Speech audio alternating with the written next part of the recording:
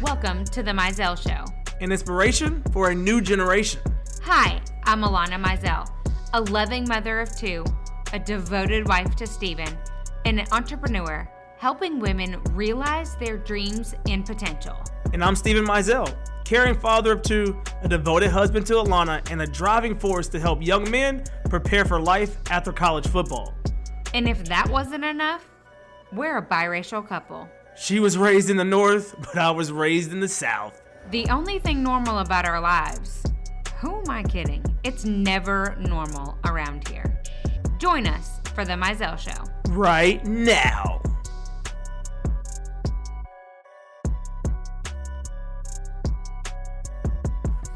We are back on the Mizell Show with Alanna, and believe it or not, she's not drinking. I literally was just gonna say, where's my water? No tea. I'm dehydrated. I need to go get my water. Are you water. literally getting up from the table to go get? Yeah. Oh my goodness. It's right here. She's just so.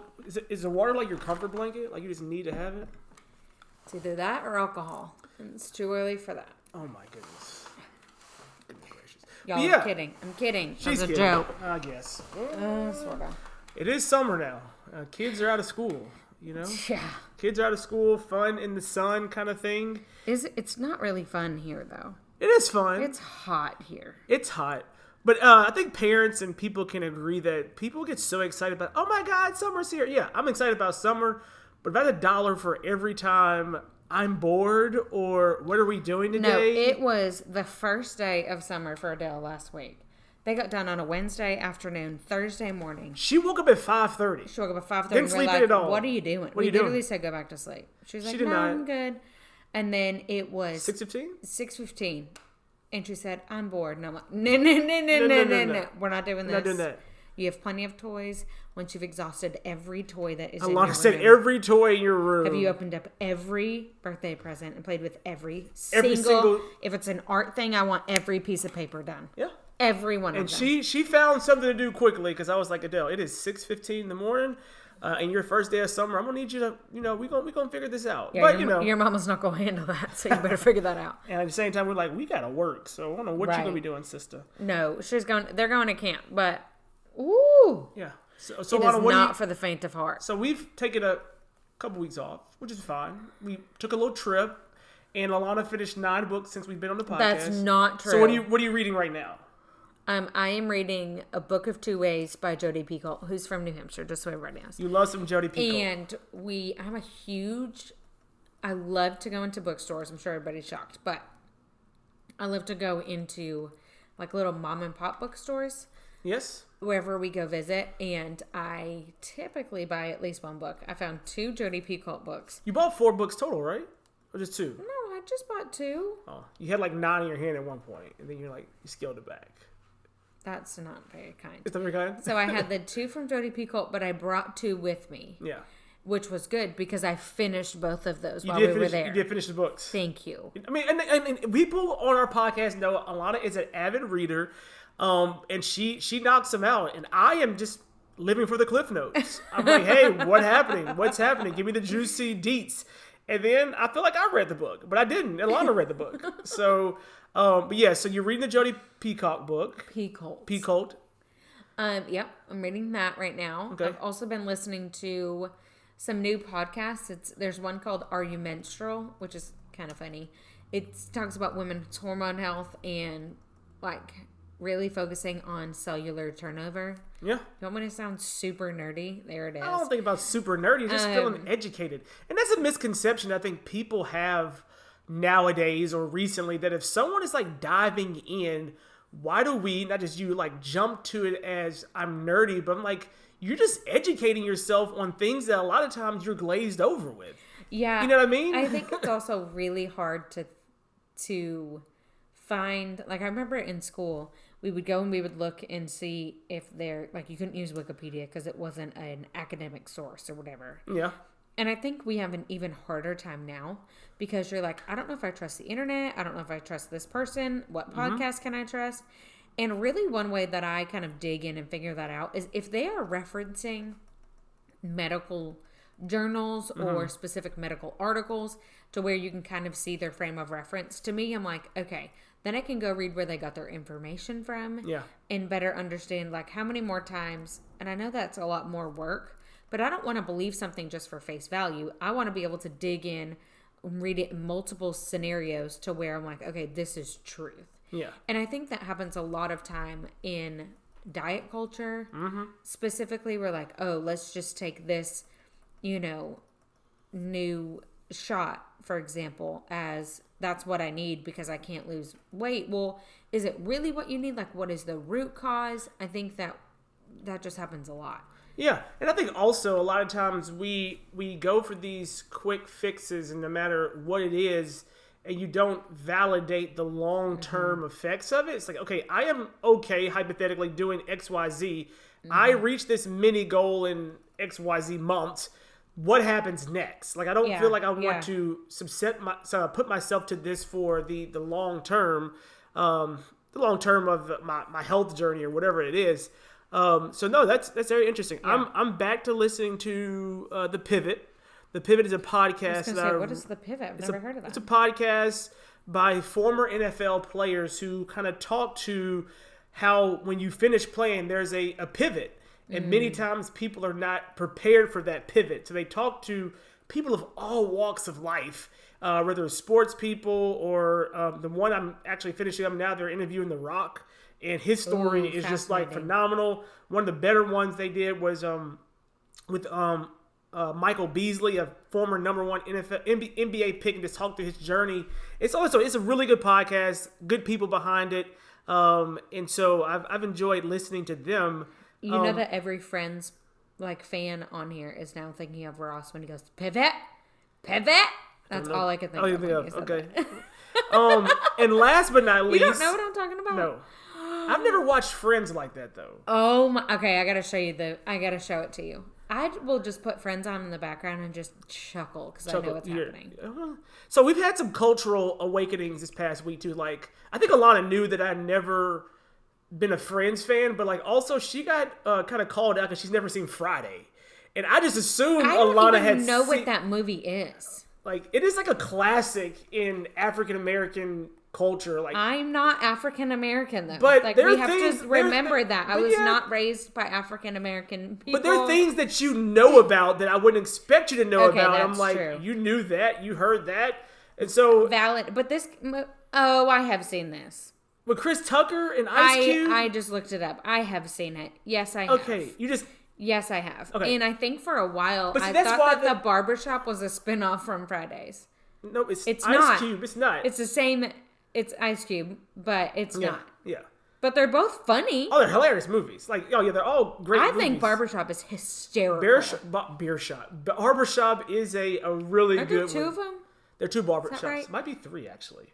It's 3 Fridays. I know that for a fact. I don't know that I've seen all 3 Fridays. But the key is your coworker assumed you had seen Friday just as you valid. are. So, that's the thing. They thought you... Okay. You know what I mean? They're like, It also came out in 1995 when I was 5 years old. So, let's take that for a grain of thought there. Well, yeah, there you go. And then last but not least, watching Alanna and I finished... was it the Bridgerton spinoff of Queen Charlotte. Is it called Queen Charlotte? We finished Queen Charlotte. That was probably one of the subtle surprises of our vacation is that we didn't know it was surprises. It was the subtle surprise for everybody. Nobody knew that Queen Charlotte was coming out. Nobody knew that? No, it was not a thing. I had never heard of it. It literally dropped. I'm pretty up on the majority of it dropped the Friday of our little trip, and so we were like, and it just all of a sudden hit, and everybody was like, "What is this?" Okay, so I have read all 8 Bridgertons. Yes. I have now read the 4 prequels to Bridgerton. Yes. Queen Charlotte was not a book in the prequel. So this is not a book pre-written by Julia Quinn. Yeah. Who's the author of all of these. Mm-hmm. Shonda Rhimes and Julia Quinn wrote this book's screenplay together. That's awesome. Which I think makes it even more fabulous. It's more fascinating because, again, if you watch Bridgerton, the Queen is a pivotal character. And not until the last season did you kind of get a glimpse of her husband, but you really didn't see what was going on. Yeah. And I think it's a beautiful I think it's beautiful writing that they actually said, you know what?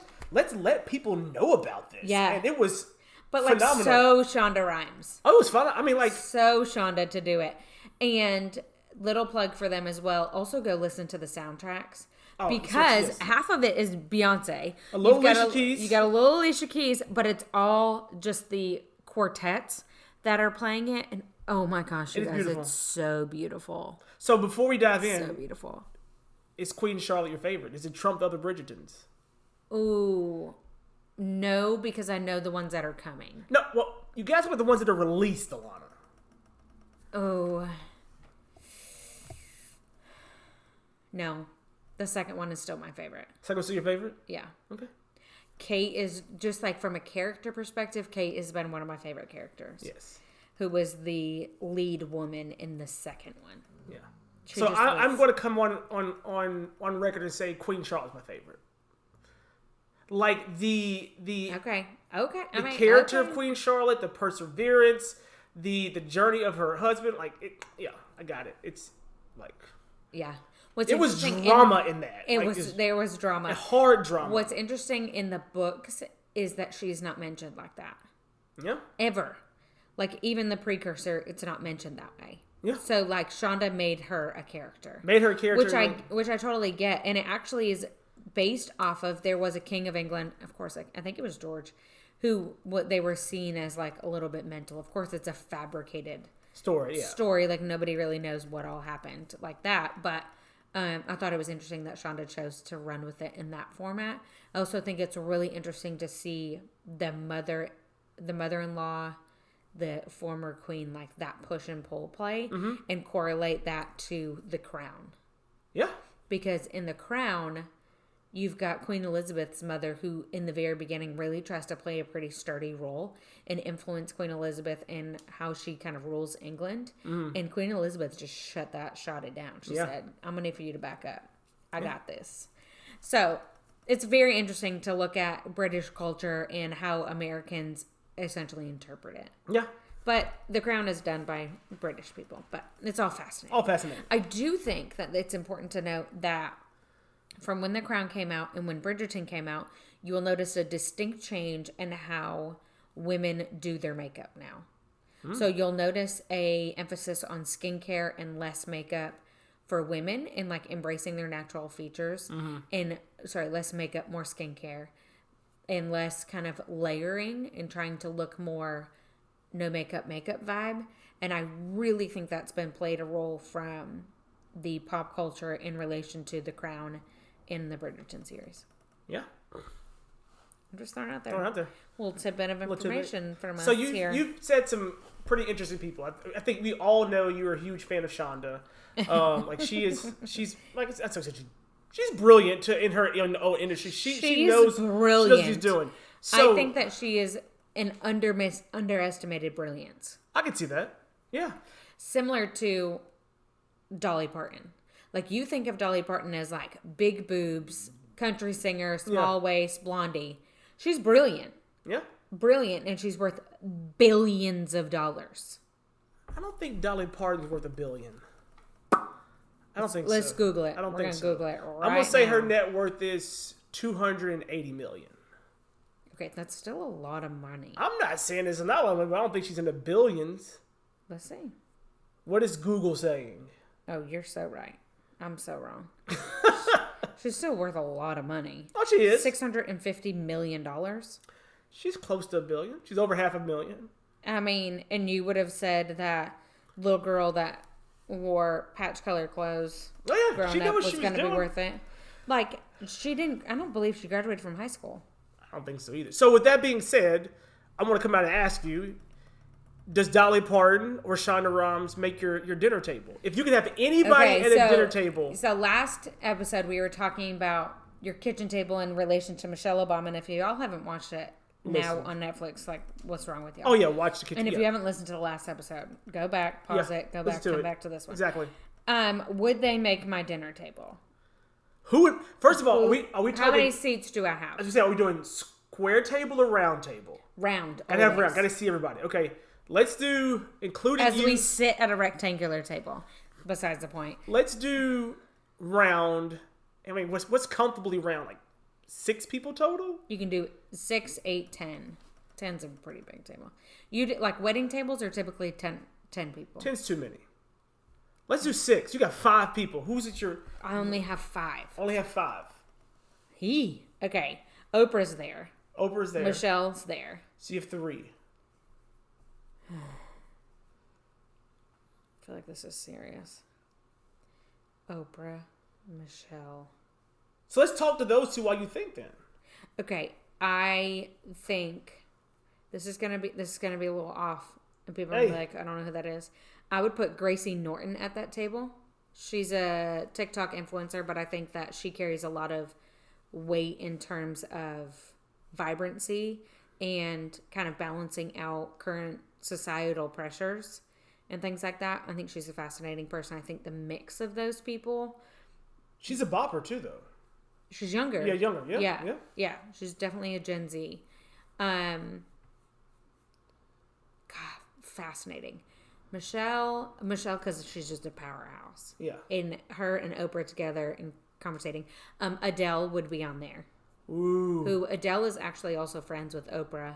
That Adele and Oprah interview was like phenomenal when she did that so concert. Good. It was so good. It was good. It was so good. We got 1 left. Did you know that I sell makeup? Not only do I sell makeup, but the makeup that I sell is 3D makeup, which allows you to highlight and contour your face in a super simple compact. As a mom, I could not survive without my simplified routine. Not only that, but it's exactly what you need. Exactly when you need it, all in one spot. Go ahead and check out Alanna Mizell on Instagram or alannamizell.com to learn more. Ooh, struggling there. I am struggling. I really am struggling. Okay. You're doing all people that are alive. What if you pull somebody that's gone? Well, that would be Graham. My Graham. Because, gosh, she would make it funny. She would make it funny. She would make it funny. And it would be interesting to have her. She was born in 1920. So yeah. You've got to think. She lived through 2 world wars. She also was one of the first people to get to the factory, right? When everybody was in the war, she had to run a factory. Okay, we'll just talk about Graham. So she was born in 1920 before there was electricity. Yes. And she was born in Rhode Island. So somehow made it up to New Hampshire. But during World War II, all of the guys were they were deployed. They were shipped to go help save our country. And during that time, she was in a warehouse that built furniture in New Hampshire. She worked there, which was also not very normal.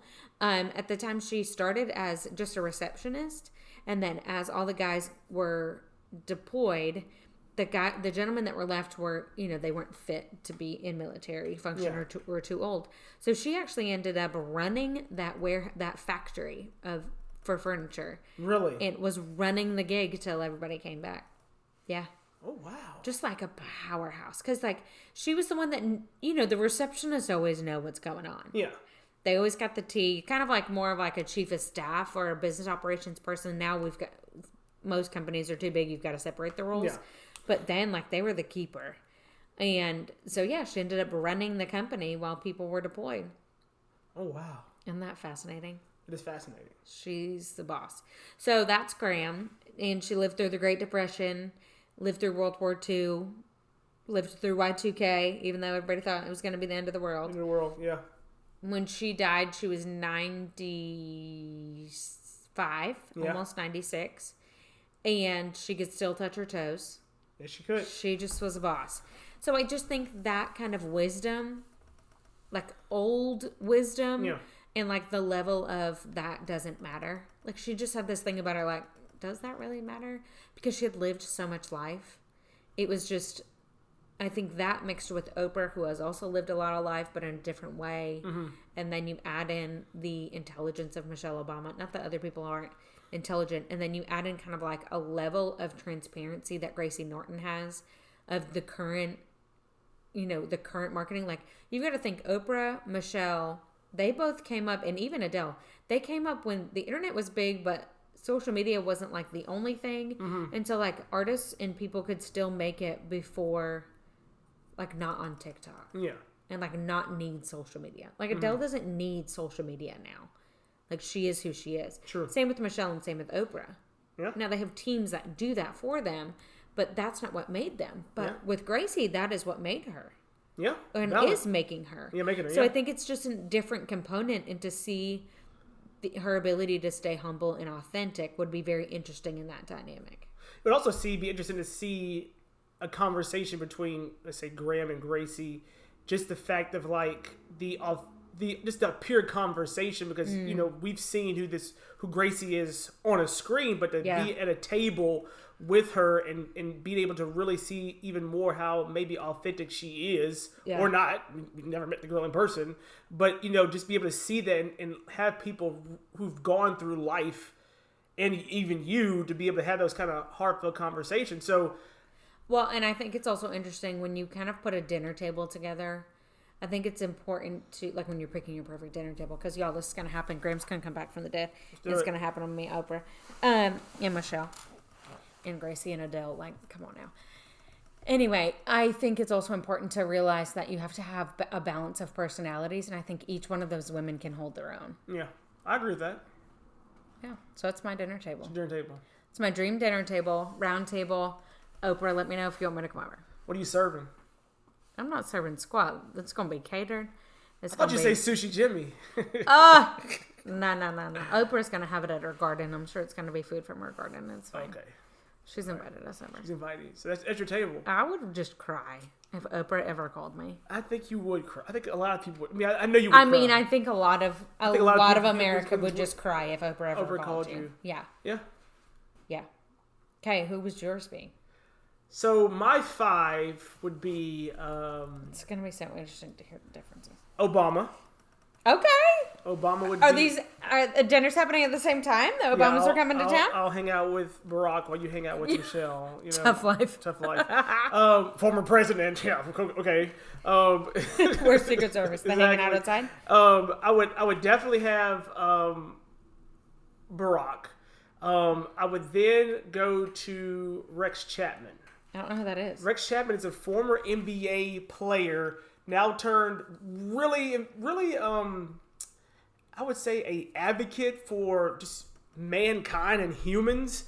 After he went through a drug overdose and went through some really hard stages of life, but now he does a really good job on social media, and like I think he has a podcast. But long story short, he's just a interesting person in terms of his thought process, and he really likes to pinpoint areas where he feels the underprivileged are being taken advantage of. He's just a very fascinating person, because he grew up an athlete. He grew up someone that was supposed to shoot a basketball. He did that, and then he took his career to he's like really starting another life now, post addiction and post life. So I would definitely say Rex Chapman would be one person that I would definitely say would do that. The next person I would say, someone that I feel very confident in their journey would be The Rock. The Rock would definitely be at the table. You would pick The Rock. Yes, Dwayne Johnson. Like he also had a fascinating interview with Oprah. Yes, he did. Yeah, I would definitely say Super Soul Conversations.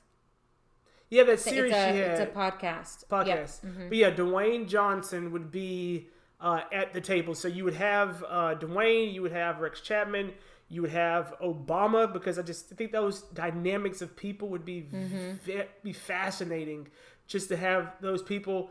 My last two, man, who would be the other two that I would pick? It's really hard to pick such a limited table.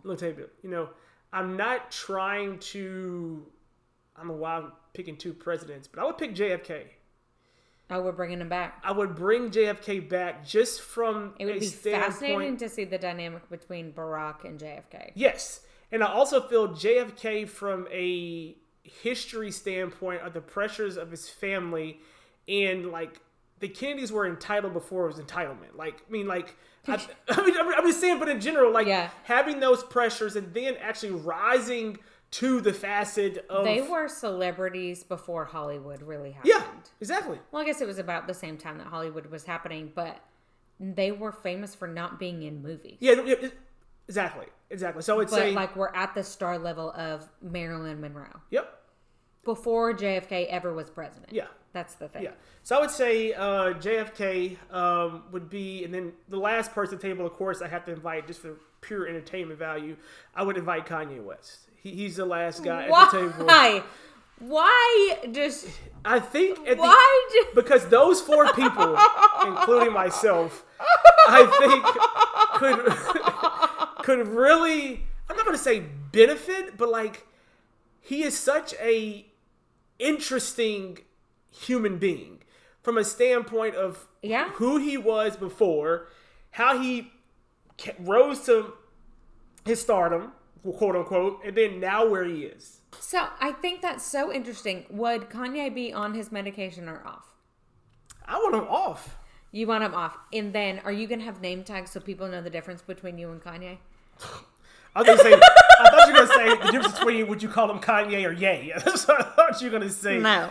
The name tag on that. But I just think, Y'all, side note on Kanye. We have these pictures of Adele being held by Steven, and I had them up in my old office when I worked at Harding Academy. And they were students that came in and would go, "Why do you have a picture of Kanye West in your office?" I'm like, "That's my husband." Yes, indeed. But no, I think that would be my table. I think just those personalities, and I think people like The Rock and Obama. Dwayne Johnson is what he goes by. Well, Dwayne Johnson now. Yeah, Dwayne Johnson.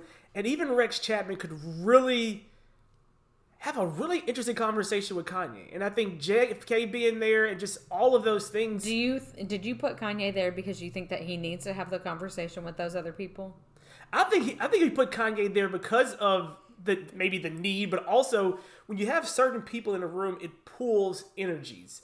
And I feel like that table would have so much positive, but also realistic energy from the journeys. Like you have a JFK who was born with everything he needs. You have a basketball star who rose and then fell to the bottom. You have Obama who went through all of the scrutiny of being a United States president, coming from like a very humble, background. Yeah.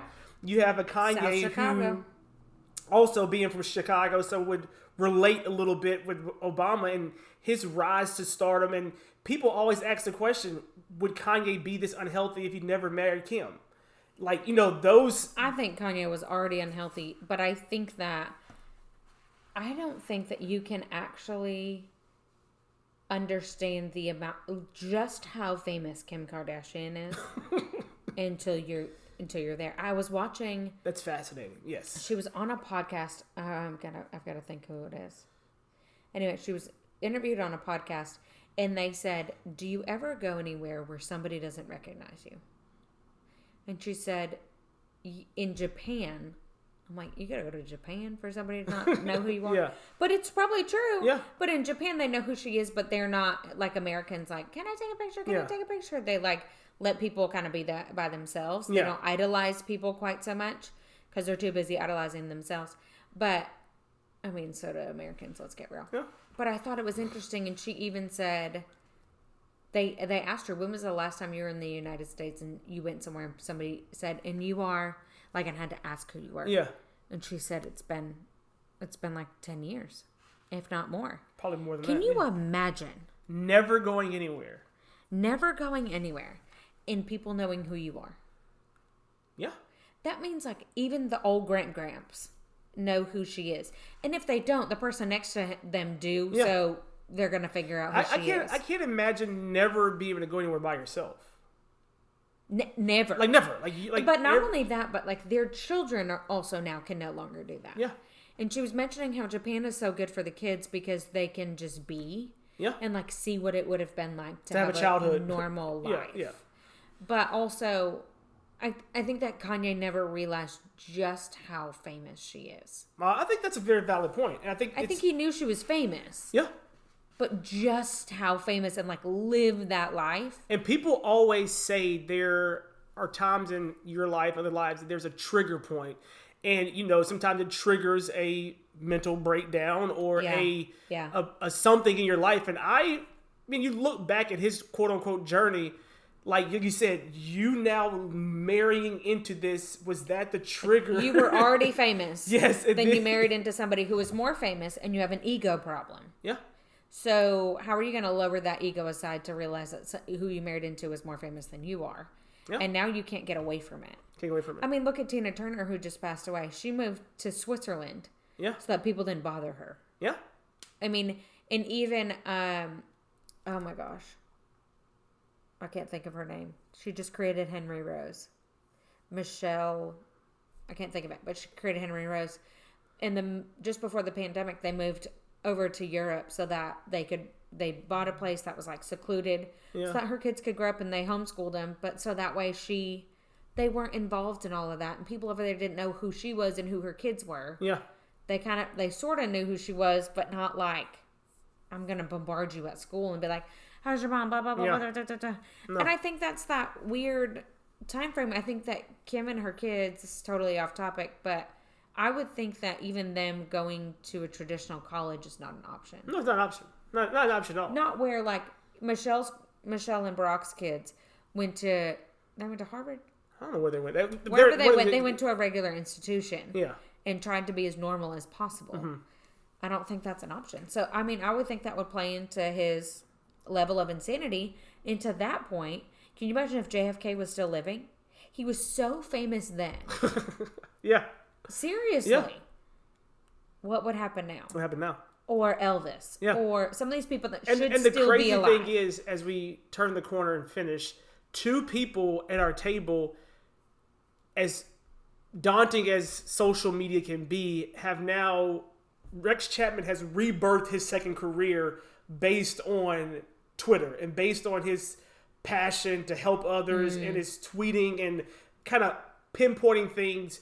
Without that platform, I don't know where he is. And the same with Gracie Norton. Like, you have someone Gracie Norton is only there because of TikTok. Exactly. So you have those people that have the good behind it. So I think that's so important, specifically for older generations, like for my Graham and Oprah and Michelle, and I think both of them realize this, to realize that it's not just negativity on social media. There's a lot of people like us who are trying to find answers into healing themselves that actually require the knowledge of all these other people. Yes.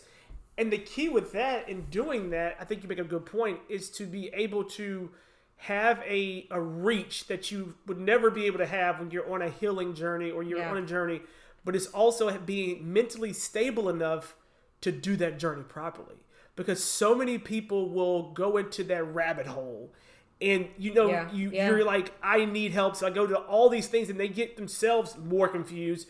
But I think for you've become someone that can actually, I guess, filter out the real versus the fake. And after years of falling for the fake. Exactly. But also the years of just being on a social media, and now you're able to really, go through and help our family. And we have a whole other podcast coming about what Alanna has me eating these days. Stop. I think what you said is super important, especially when we're talking about what our dinner table would look like. I think it's important to have, kind of like what we talked about with the kitchen table, to have those outlets like social media to be able to gain knowledge and kind of look back, like we were talking about early in the episode, find the more medical journals or really dig into the topic, but also have a actual person in your life to help be that balance point and know when you can fall off. I think the solidarity is never anybody's friend when it comes to social media. No, yeah. And I think that it can be, from my perspective and from my experience, it can be extremely toxic. And you can turn into a person you never thought you were, and you can totally hide it from anybody else. Yeah. So we appreciate you guys as always. Yes. And that's I would love to hear what some other people's dinner tables would look like. Yeah. And if it's changed now that we've talked about what our dinner tables would look like and why we would formulate them that way. And would you invite the Mizells to your dinner table? If you wouldn't, I will flip this table over and be so mad. I'm just kidding. Bye, guys. We're super fun. So if you guys are enjoying this, definitely leave us a review. Give us the feedback. If there's something you guys want us to talk about, reach out to us on our website at themizellshow.com. There is a contact section. You can put it in there. We would love to hear about it. Or you can always go over to Instagram at The Mizell Show. Also, as always, don't forget to screenshot this episode and just add it to your stories and tag us on Instagram, on Facebook at The Mizell Show. Thanks, guys. Are you loving The Mizell Show? Well, we love you all. And did you know that you can have me and Steven talk to your team or a group of 25 of your friends? All it takes is 25 people showing up on either a Zoom call, a Facebook Live, or really anywhere. Hopefully in person sooner rather than later. But how do you get us? So all you have to do is email themizellshow@gmail.com, or you can direct message us on Instagram at The Mizell Show.